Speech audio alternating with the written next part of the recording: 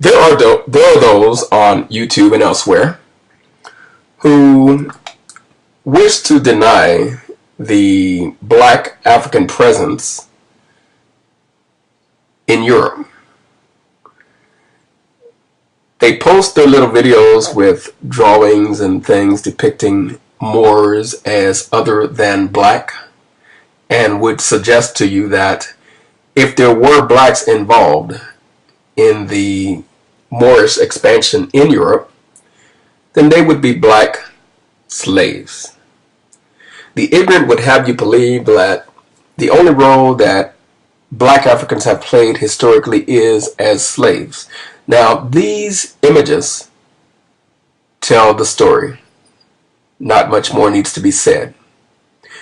And of course, the ignorant and uninformed Eurocentrist and white supremacists would suggest that perhaps these are relatively recent artifacts created by Afrocentrists and a fantasy.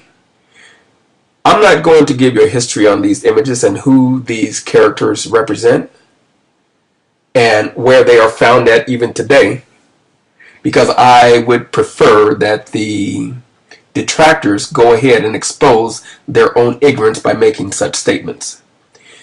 Historians and those who know, and those who are art curators and such, understand and know the value of the artifacts you are looking at. Most of the detractors could never afford even the most inexpensive of these objects because they are historical truths. They represent a time when people who looked like the images you are looking at were in control. And we're not talking about Africa, we're talking about Europe. And that's a history that most people do not know about. And many of those who do know want to deny it. They want to make the Moors something other than what they were. Again, these images speak for themselves. We're not looking at slaves. We're looking at the people that were in control and had the wealth and brought knowledge and education to a country that was fading, basically drowning in its own urine, so to speak, what they call the Dark Ages. A culture to where it was considered a sin to take a bath. Again, the artifacts we're looking at are historical, extremely valuable, and you can go to Europe for yourself, to Venice, to Germany, to Madrid, to Luxembourg, and see many of these artifacts, which are there even to this day. Those who would deny the truth sometimes know the truth, but just don't want others to find out the truth.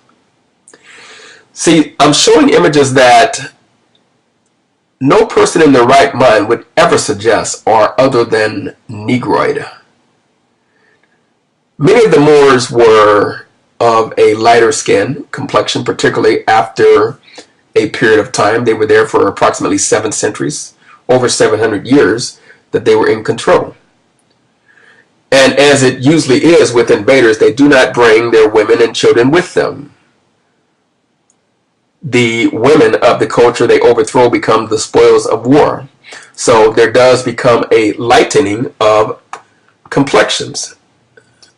So if you think about it, it only makes sense that if the Moors invaded and did not bring their own women with them and instead took wives and concubines from the natives who were of a white complexion for the most part, that eventually their offspring would become lighter and lighter. It is a historical fact that the Moors at some point required in certain cities 100 virgins to be given to them as tribute. And from those 100 white virgins, they had children who did in fact rise to positions of leadership within the Moorish Empire.